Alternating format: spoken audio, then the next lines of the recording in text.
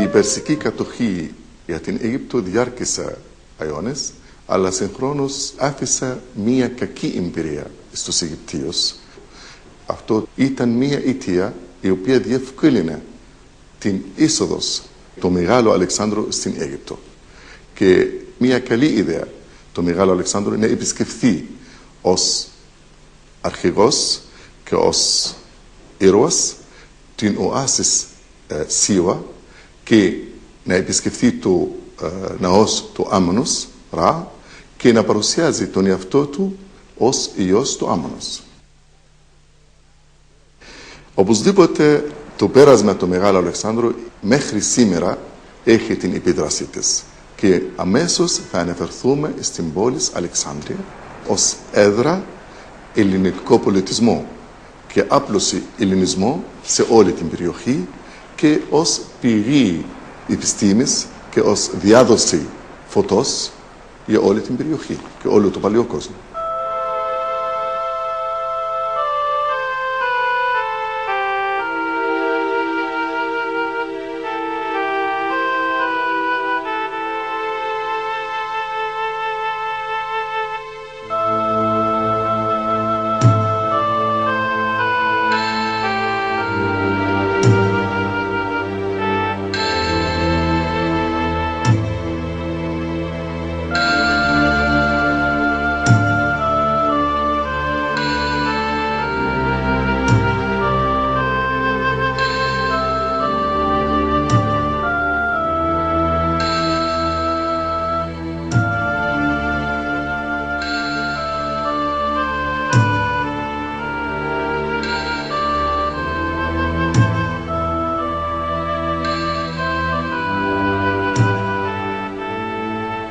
Egypt has a long tradition of libraries.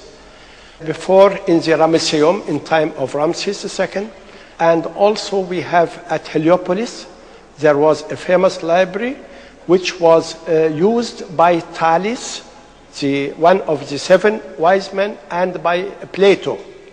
But all these libraries are different from the Library of Alexandria because they were not public libraries.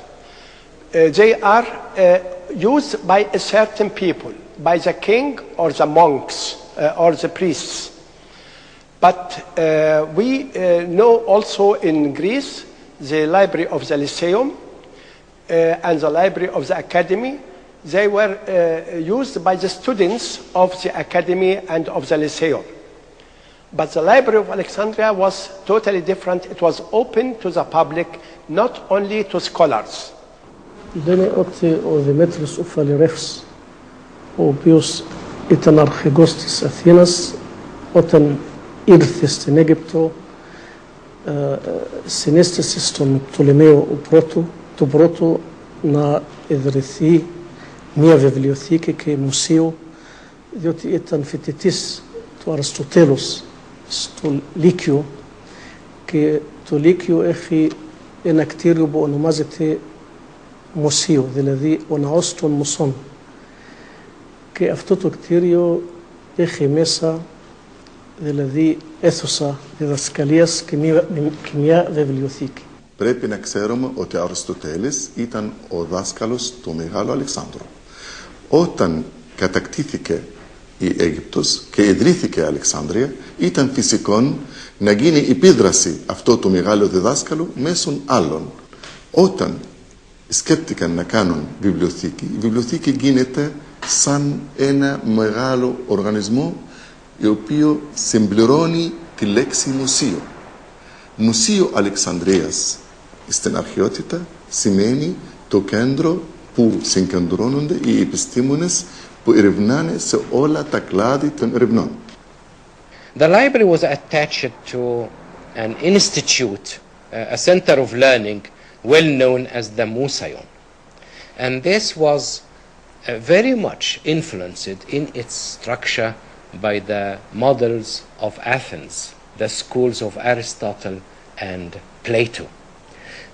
We have a description of the three institutions, and it's obvious there was a similarity, and that the prototypes of Athens influenced the structure of the Museion in Alexandria. there was a peripatos, and there was a musaion, a temple for the muses, and there was also a house that where scholars could meet and dine and read and work. There was an observatory and a botanical garden attached to it, where rare plants were brought from Asia and Africa and Europe and were studied in Alexandria. Also a zoological garden. And we have stories about the hunt for rare animals, wild animals in Central Africa, and how they were hunted and they were transported and studied in Alexandria. Jordan was part of Egypt in time of the early Ptolemies, and therefore the libraries extended not only to Egypt, but also outside Egypt. And I discovered a library in Jordan, in Amman. Amman is known in all times as Philadelphia, after Philadelphus. And I published it in the Wissenschaftliche Zeitschrift in Rostock University.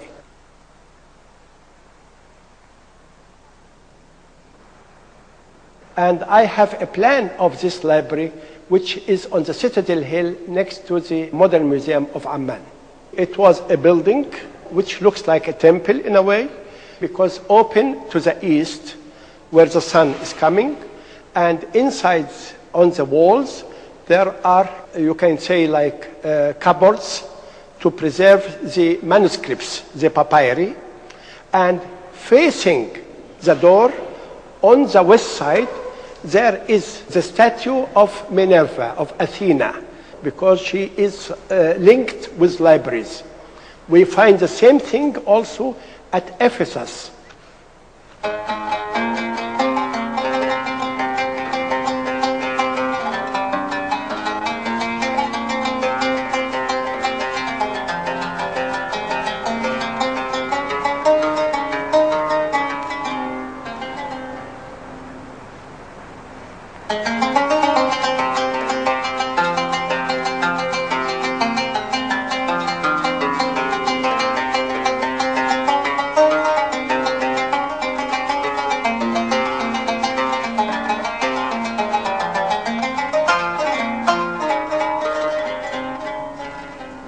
On the archaeological evidence for the existence of the ancient library of Alexandria, very little is known, because we must realize that there were two libraries.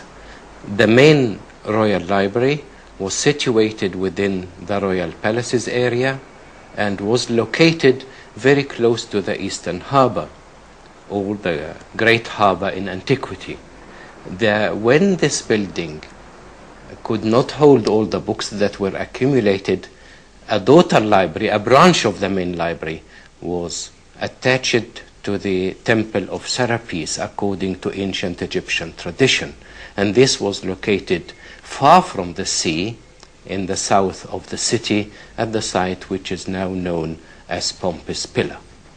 The Serapeum, the temple of Serapis, was the main temple in the city, because the Ptolemies adopted a new god, an ancient Egyptian god modified for Greek taste and way of thinking, and it was assimilated with other Greek gods, and a great temple was built, date from the second half of the 3rd century BC, which was built by King Ptolemy III. And we were very fortunate to find foundation plates written in Greek and Egyptian. And these remains have proven beyond any doubt that it was Ptolemy III, not the second, who built the great Serapeum. Now, the Serapeum was built on a slightly raised area of land, and it was described in antiquity more than once as the Acropolis of as the Acropolis of Alexandria, because there are no hills in Alexandria, but because that temple was so formidable and slightly raised above the general level of the city, it was described as the Acropolis. Η Βιβλιοθήκη Αλεξανδρείας έφτασε το σημείο να έχει περίπου 700.000 παπύρους. Τέτοιο μεγάλο οργανισμό πρέπει να υπάρχουν μεγάλα πρόσωπα να μπορέσουν να το δημιουργήσουν και να το λειτουργήσουν. Οι βιβλιοθηκάροι υπήρξαν και αυτοί οι ίδιοι επιστήμονες.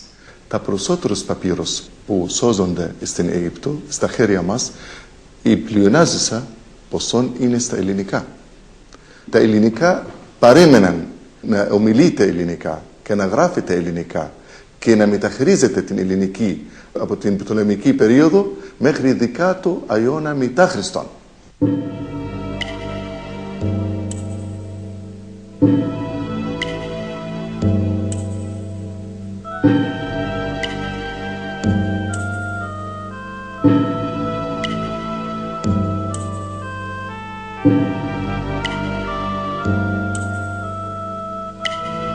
As for the papyrus that has survived in Egypt, all of it has been found in Upper Egypt because of the dryness of the weather. And we have found classical Greek books. Some of them were chapters or books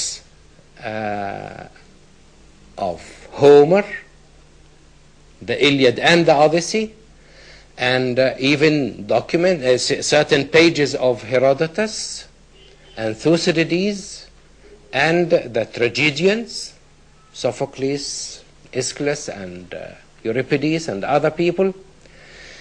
Also we found a very important book on the constitutional history of Athens, which was written by Aristotle himself, and this was discovered towards the end of last century.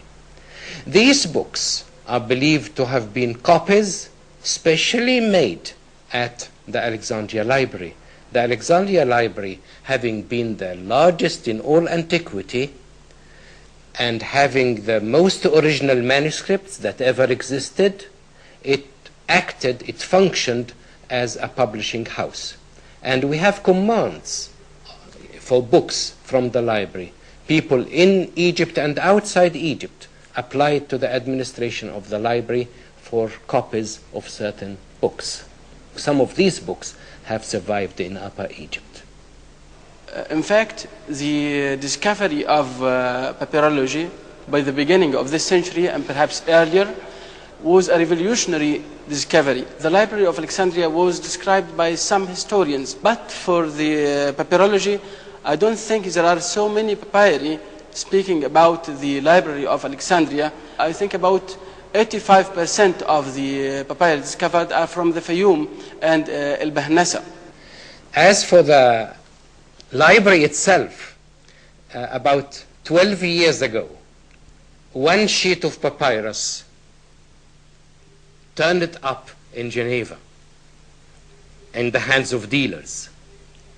And it has been published in 1980, and it's a list of books, and the publishers believed that this sheet of paper might have been a copy of the catalogue of the ancient library of Alexandria. This is the nearest we can get to direct connection with the ancient library in physical surviving.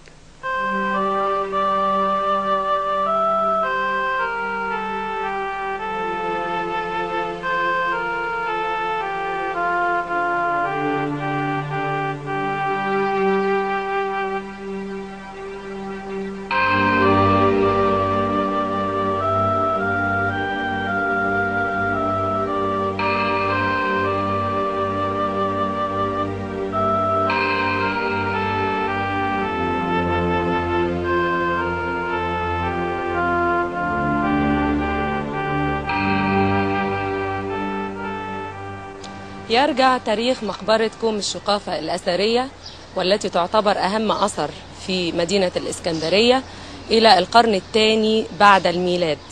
وأهمية هذه المقبرة ترجع للخليط الغريب الذي تحتوي عليه من أهم 3 عناصر بالنسبة لحضارات التاريخ القديم، وهي حضارة مصر القديمة وحضارة الإغريق العريقة، وضمت إليها مؤخرا حضارة الرومان. Now the question of what happened to the great library.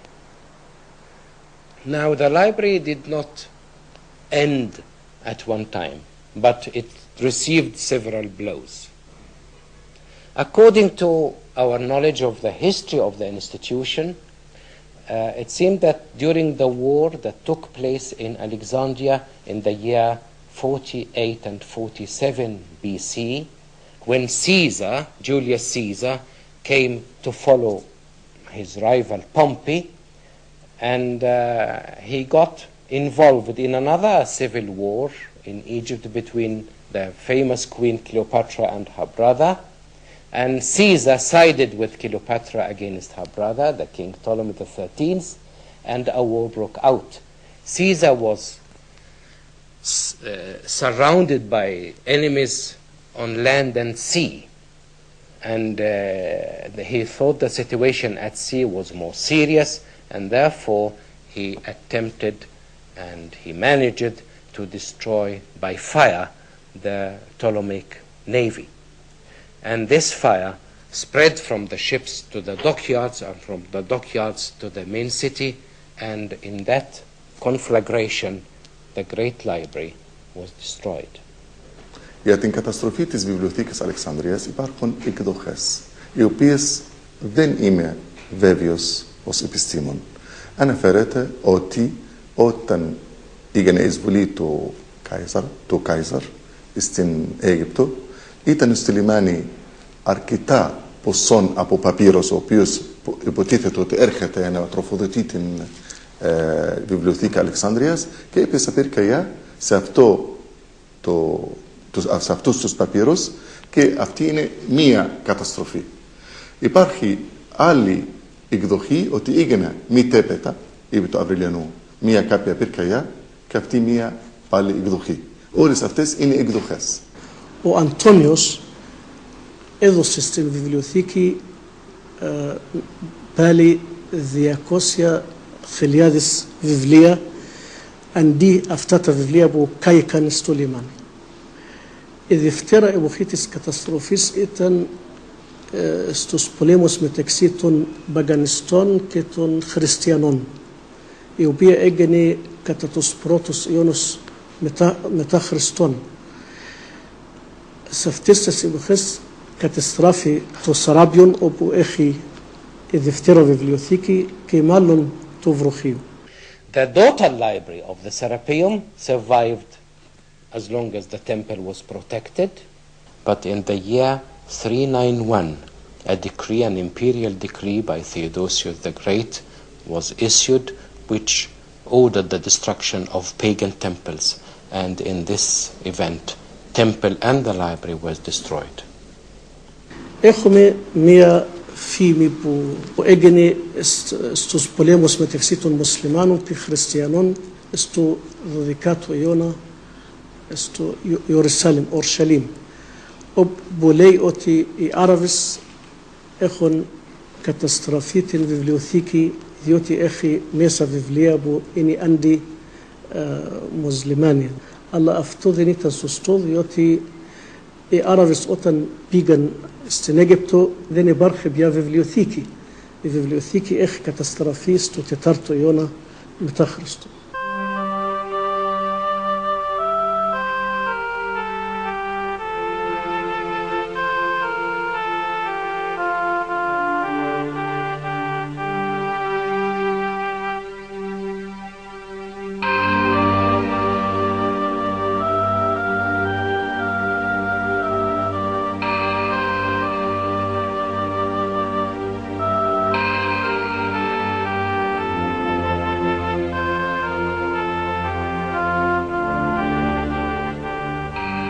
المقبرة تعد مقبرة من طراز الكاتاكومب المعروف في الحضارة الرومانية وفي العصر الهلينستي المتأخر، ويعتبر هذا الطراز يتكون من 3 طوابق، ولكن عجزنا عن اكتشاف الدور الأسفل بسبب أنه مغطى بالأتربة والمياه الجوفية.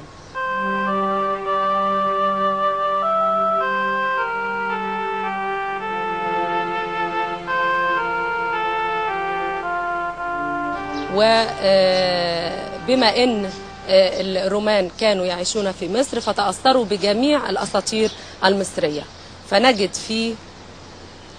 في الأسرة التي دفنت في المقبرة نجد أساطير مصرية كثيرة، مثل منظر التحنيط الذي يعبر عن أنوبس وهو يقوم بعملية التحنيط، ويساعده الإله تحت إله العلم، كما يساعده حورس اللي هو يستكمل الثالوث المقدس المصري إيزيس وأوزوريس وحورس.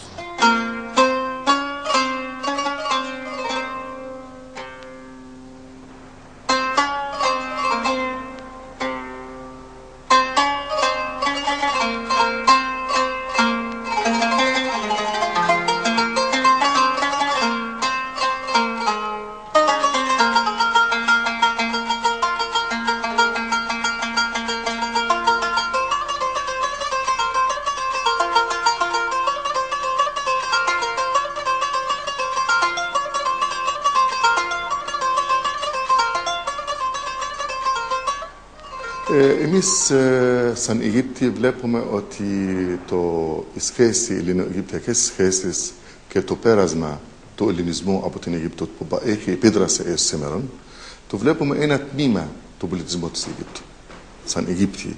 Και το βλέπουμε μάλιστα πολύτιμο τμήμα. Και αν το σκέφτομαστε με πολύ απλή εξήγηση, θα βλέπουμε μέχρι σήμερα στην σύγχρονη επιστήμη μας βοηθάει η γνώση της αρχαίας ελληνικής. Το 19ο αιώνα, όταν ευρέθηκα η στήλη της Ριζέτας και ήθελαν να λύσουν μέσω αυτή και με μεγάλη προσπάθεια μάλιστα το ένιγμα της ιερογλυφικής, υπήρχε τη γνώση της αρχαίας ελληνικής και ύστερα της δημοτικής γλώσσας και μέσω των δύο αυτών μπόρεσαν να γνωρίσουν τα περισσότερα γράμματα της ιερογλυφικής.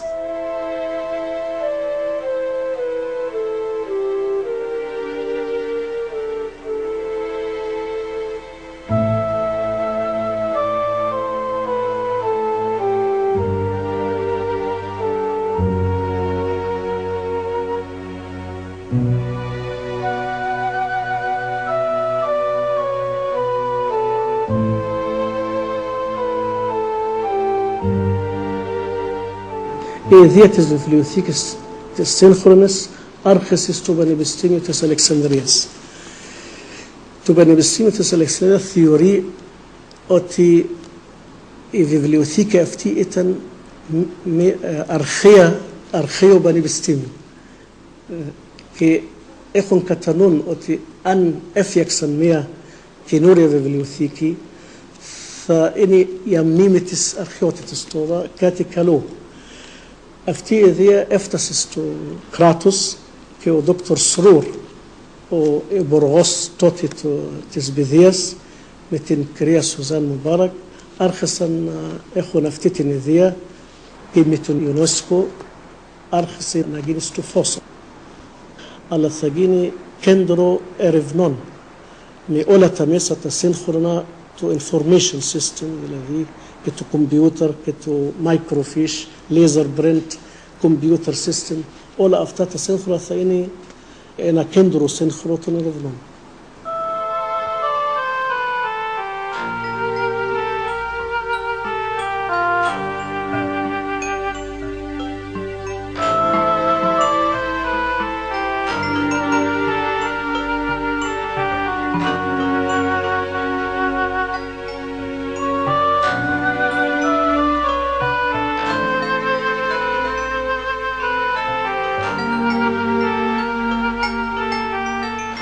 Οπωσδήποτε, εάν δεν καταστράφηκε η Βιβλιοθήκη Αλεξανδρείας, θα είχαμε στα χέρια μας πολύ πλούσιο υλικό και πολύ μεγάλο υλικό, το οποίο δεν μιλητάει μόνο το τότε, αλλά το πριν και το γύρω της τότε γνωστά επιστημονικά.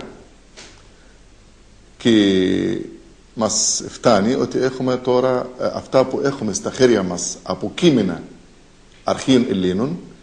Έχουμε κείμενα τα οποία έγιναν με την εργασία των επιστημόνων στην αρχαία Αλεξανδρεία. Τα βιβλία που ήταν στην Αλεξανδρινή βιβλιοθήκη ήταν σαν κόπη, σαν κάτι που έγραψαν και έβασαν στην βιβλιοθήκη. Αλλά ξέρουμε ότι τα περισσότερα βιβλία σώζονται στην Ευρώπη πάλι. Όταν γίνονται ανασκαφές στην Αίγυπτο και έχουμε παπύρους και τα λοιπά, έχουμε αντιγραφές πολλών έργων της αρχαιότητας. Δηλαδή αυτό που έχουμε χάσει στην αρχαιότητα από την καταστροφή της βιβλιοθήκης τα έχουμε πάλι λόγω των ανασκαφών, δηλαδή που έγιναν στο 19ο αιώνα από τους παπύρους. Έχουμε τον Μένανδρο, έχουμε τον Αριστοτέλη κτλ. Όλα τα έργα αυτά τα ανακαλύψαμε πάλι στην Αίγυπτο στις ανασκαφές που έγιναν από τους Άγγλους και Γάλλους και Γερμανούς κτλ.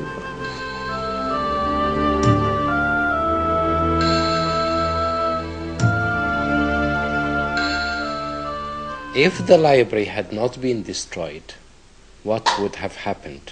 And my immediate reply is, we would have been much richer in knowledge, because with the destruction of the library, a great loss to human knowledge was made. And perhaps, as a result, I would argue that the speed of development of knowledge would have gone further and faster. Instead of waiting 1,000 years for the Renaissance to come, the Renaissance would have taken place 1,000 years earlier.